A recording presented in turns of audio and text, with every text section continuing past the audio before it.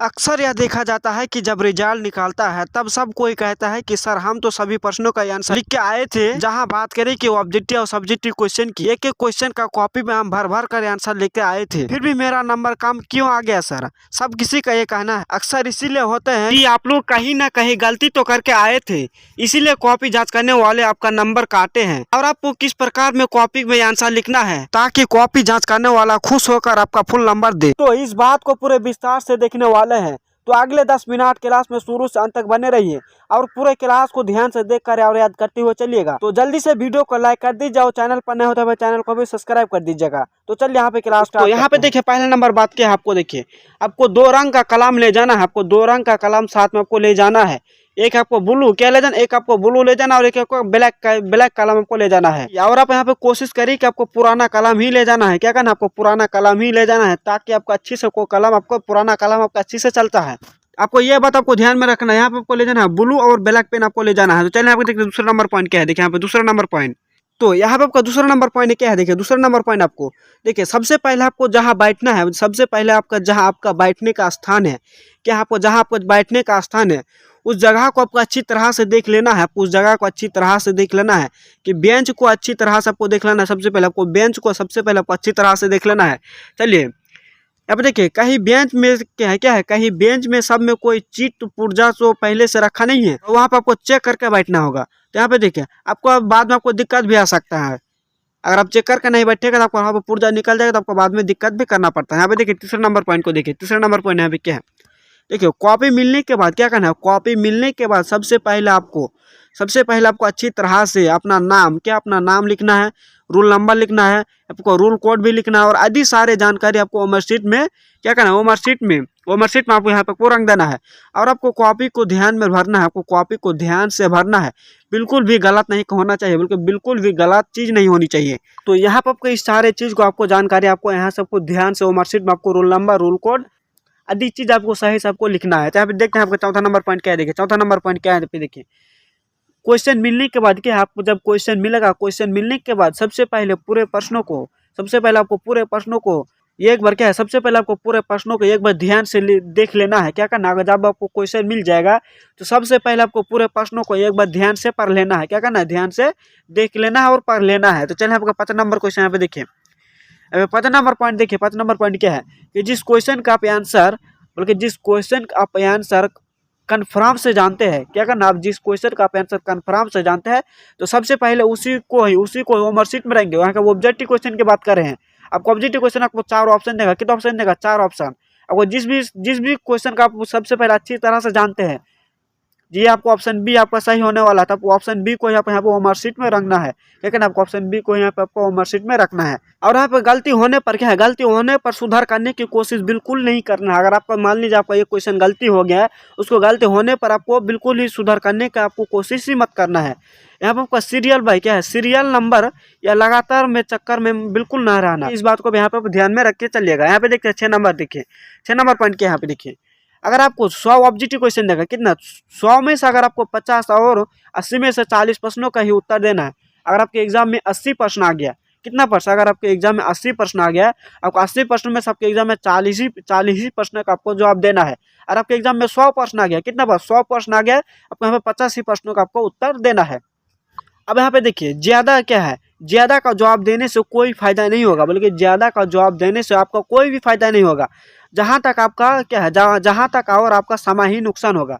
अगर ज्यादा आप ऑब्जेक्ट रंगाने की कोशिश कीजिएगा तो यहाँ पे जहां तक आपका ही समय बर्बाद होगा। एग्जाम में आपको 50 ऑब्जेक्टिव क्वेश्चन का आपको सही आंसर देना है। आपको एक से लेकर आपका जितना अवधि तक आपका 50 ऑब्जेक्टिव क्वेश्चन आपका होगा, उसी तक ही आपको एग्जाम में कॉपी चेक होगा। तो आप ज्यादा क्वेश्चन मत रंगाइएगा।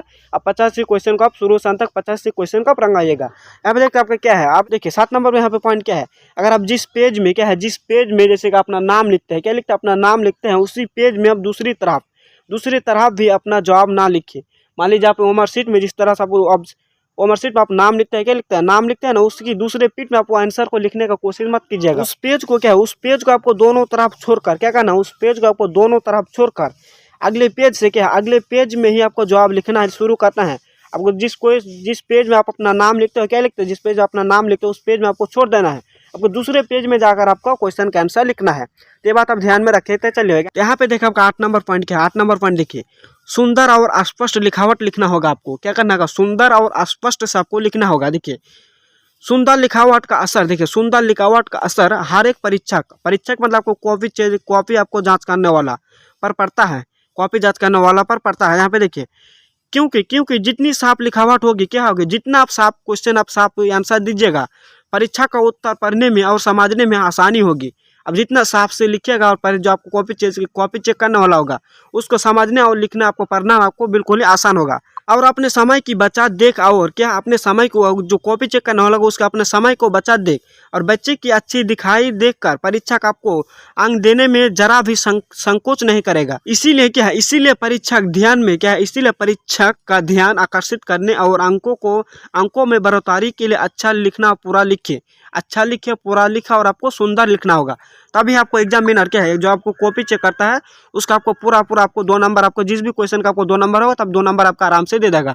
आपको लिखना है सुंदर से लिखना और आपको स्पष्ट लिखना, कोई आपको गड़बड़ी नहीं करना है, गलती उल्टी नहीं करना है। यहाँ पे देखिए आगे पॉइंट क्या है, आगे 9 नंबर पॉइंट है आपको। देखिए आपका चलिए यहाँ पे आपको 9 नंबर पॉइंट क्या है, देखो 9 नंबर पॉइंट यहाँ पे देखिए, एग्जाम में चित्र वाला भूमिका, अगर आपके एग्जाम में चित्र वाला भूमिका आ गया, चित्र वाला क्वेश्चन आ गया तो परीक्षा में कई बार ऐसे प्रश्न भी आ जाते हैं, बल्कि परीक्षा में कई बार ऐसे प्रश्न भी आ जाता है जिसका उत्तर आपको चित्रों के माध्यम से समझना पड़ता है। क्या करना आपको, जिसका उत्तर आपको चित्र के माध्यम से आपको समझना पड़ता है।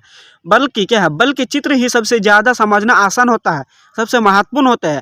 कुछ बच्चे क्या करते, देखो कुछ बच्चों चित्रों को क्या है, चित्रों को अहमियत ना देकर उस क्वेश्चन आपको उसका आंसर आपको लिखने लग जाता है। आपको अगर उस क्वेश्चन आपको चित्र ही चाहिए तो आपको उस क्वेश्चन में चित्र ही लिखना होगा। आपको उस क्वेश्चन में किसी आंसर का आप मत लिख दीजिएगा। तो यहाँ पे इसको बात को आप ध्यान में जरूर रखिएगा। तो आप यहाँ पे इस बात को ध्यान में जरूर रखिएगा। यहाँ पे देखिए 10 नंबर पॉइंट क्या है, देखिए 10 नंबर पॉइंट देखिए, तो यहाँ पे आपका 10 नंबर पॉइंट क्या देखिए, 10 नंबर पॉइंट देखिए यहाँ पे कि हमेशा 2 प्रश्नों के बीच क्या है, 2 प्रश्नों के बीच में 1 या 2 लाइन आपको जरूर छोड़ देना है। 10 नंबर सवाल में आपको बोल रहा है कि हमेशा 1 या 2 प्रश्नों के बीच 1 या 2 लाइन आपको जरूर छोड़ देना है। जैसे कि यहाँ पर एक क्वेश्चन लिख दिया, क्या यहाँ पर एक क्वेश्चन लिख दिया और दूसरा क्वेश्चन आपको यहाँ पे लिखना है। जैसे कि यहाँ पे आपको 1 या 2 लाइन आपको यहाँ पे छोड़ देना है।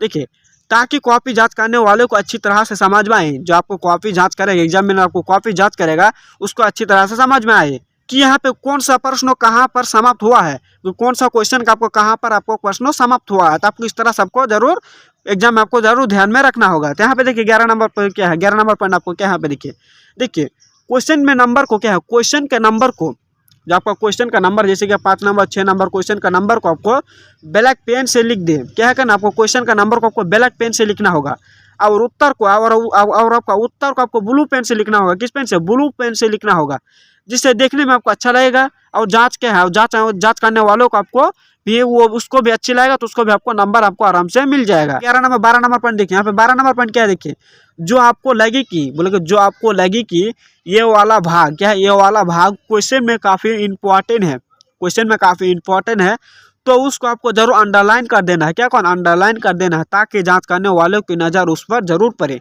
जैसे कि आप यहाँ पे इस क्वेश्चन को लिख दें, मान लीजिए आप इस क्वेश्चन के यहाँ पे लिख दीजिए, मान लीजिए आपको ये वाला क्वेश्चन आप यहाँ इस लाइन आपको बहुत इंपॉर्टेंट करना है, इंपॉर्टेंट आपको क्वेश्चन है, इस लाइन है। अब इस लाइन को आप यहाँ इस तरह से आपको अंडरलाइन कर देना है। जब आपको एग्जाम में आपको कॉपी चेक करेगा तो उसी पर आपको डायरेक्ट आपको उसी पर ही नजर जाएगा, तो आपको नंबर भी उसी पर आपको डायरेक्ट उसी को देख के आपको नंबर दे देगा। तो देखते हैं आपका 13 नंबर पॉइंट यहाँ पे क्या बोल रहा है। देखिए 13 नंबर पॉइंट यहाँ पे देखिए, 13 नंबर पॉइंट आपका बहुत इंपॉर्टेंट पॉइंट है। देखिए ज़्यादा लंबा चौड़ा आंसर को देने की कोशिश ही मत करना, बल्कि ज़्यादा क्वेश्चन को आपको ज़्यादा आंसर को आपको लंबा चौड़ा करने की आपको कोई भी ज़रूरत नहीं है। आपको जैसे कि 2 नंबर वाला आपको सवाल पूछेगा तो आपको 30 और 40 और में आपको क्वेश्चन का आंसर आपको मांगेगा।